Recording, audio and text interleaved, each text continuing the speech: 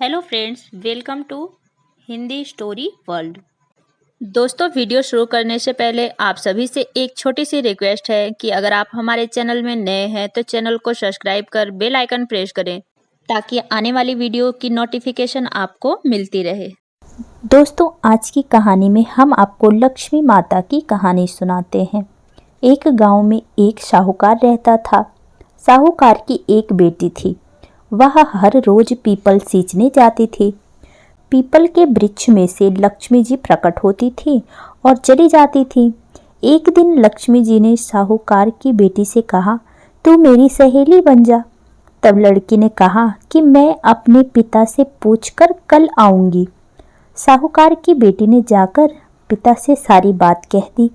तब उसके पिताजी बोले, वह तो लक्ष्मी जी हैं, अपने को और क्या चाहिए, तू लक्ष्मी जी की सहेली बन जा। दूसरे दिन वह लड़की फिर गई। तब लक्ष्मी जी पीपल के पेड़ से निकलकर आई और कहा, सहेली बन जा। तो लड़की ने कहा, बन जाऊंगी, और दोनों सहेली बन गई। लक्ष्मी जी ने उनको खाने का न्योता दिया। घर आकर लड़की ने माँ बाप को कहा कि मेरी सहेली ने मुझे खाने का न्योता दिया है।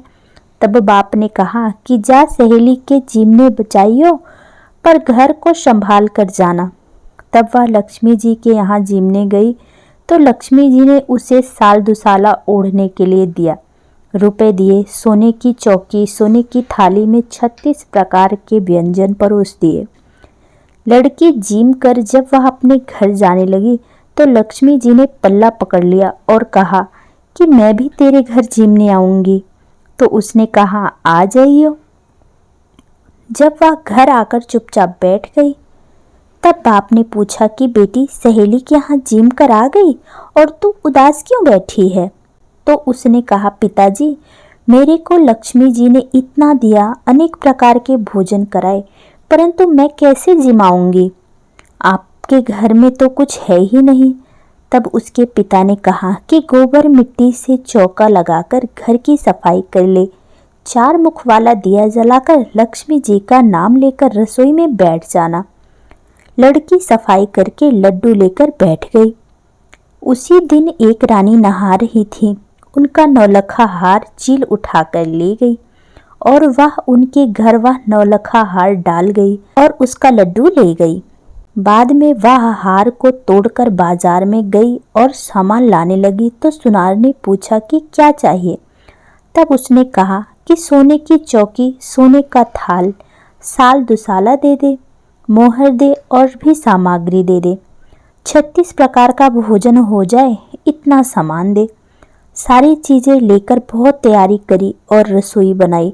तब गणेश जी ने कहा, लक्ष्मी जी को बुलाओ। आगे आगे गणेश जी और पीछे पीछे लक्ष्मी जी आई। उसने फिर चौकी डाल दी और कहा, सहेली चौकी पर बैठ जा। जब लक्ष्मी जी ने कहा, सहेली चौकी पर तो राजा रानी के भी नहीं बैठी, किसी के भी ना बैठी, तो उसने कहा, मेरे यहाँ तो बैठना पड़ेगा। फिर लक्ष्मी जी चौकी पर बैठ गई।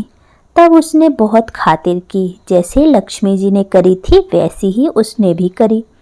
लक्ष्मी जी उस पर खुश हो गई। घर में खूब रुपया एवं लक्ष्मी हो गई।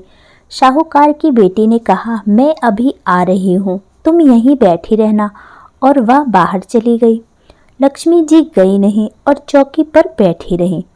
उसको बहुत दौलत दी। हे लक्ष्मी जी, जैसा तुमने साहूकार की बेटी को दिया वैसे ही सबको देना। कहते सुनते हुंकार भरते अपने सारे परिवार को दियो। पीहर में देना, ससुराल में देना, बेटे पोते को देना। हे लक्ष्मी माता, सबका कष्ट दूर करना, दरिद्रता दूर करना, सबकी मनोकामना पूर्ण करना। दोस्तों, यह कहानी कैसी लगी कमेंट करके ज़रूर बताइएगा। अगर कहानी पसंद आई है तो वीडियो को लाइक करना ना भूलिएगा। मिलते हैं कुछ अगली कहानी में, तब तक के लिए राधे राधे, नमस्कार।